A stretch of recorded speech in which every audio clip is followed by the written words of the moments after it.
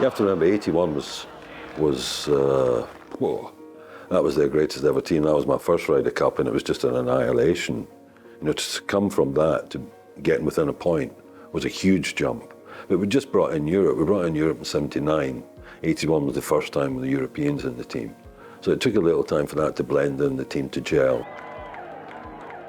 83 we lost by a point at West Palm Beach. Broke our hearts.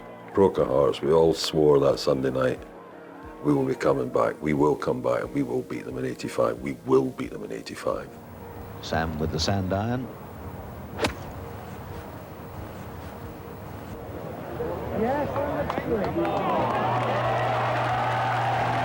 Gets a nice little bounce forward. One of the moments I'll never forget was Saturday night in the team room. Tony Jacklin, the captain, fantastic captain. And they're talking singles order. And the captain would always ask each player. Sometimes he might do it on his own, so it's not embarrassing for a player to say, no, I really don't want to go out first or last or whatever. So you get given the opportunity of, just does anyone have any preferences when they want to play, when they don't want to play? And little Manuel Pinheiro, who's just retired, funnily enough, from the seniors tour, stood up. He's only 5'8", skinny little thing. Stood up, I want Watkins. I want Watkins. Now, Lanny Watkins was as tough as it gets. He's a fiery little Texan who can really play the game, and he was feared in the Ryder Cup, 100% feared. But he was a very quick player, and we kind of knew they'd put him out first.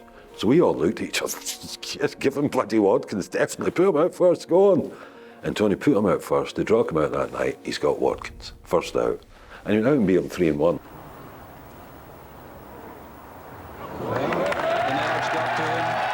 He concedes, and that first blood to Europe. Just moments like that. You know, that's Manuel Pinheiro. Who's Manuel Pinheiro? You know, to Lanny Watkins, PGA champion, multiple winner in America. And he just goes out and beats him. That's what the Ryder Cup was about. That's moments that are very special. Lifted the whole team. Sam Torrance, this little putt for a birdie 4, which would win the hole, square the match. He's got it, he's got it. In 17, I had probably an 8-9 foot putt to get from one down to all square to give me the opportunity to win the last and win the Ryder Cup for Europe. That was the hardest putt I ever had. Everything was shaking, and I knocked it straight in. Clark, now Torrance second. Over the water, the 18th. Slowly back and through. Fine second shot from Sam, and that's that. People often ask me about that putt. How did you handle the pressure? My mother could have done it. I had 3 putts to win. And it would be rather splendid if Torrance could just roll this right in. I think we'll see Jacklin leap about 8 feet in the air when this hole is completed.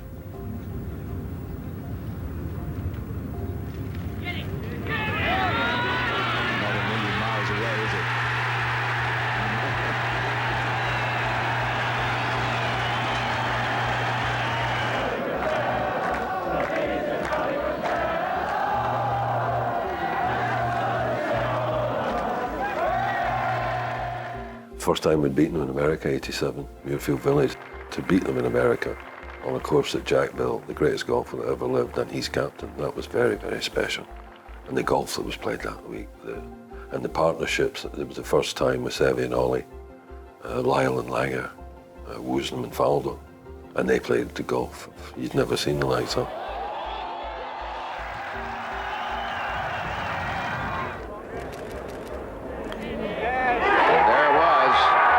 Let history show that that was it to put them at 14 and a half.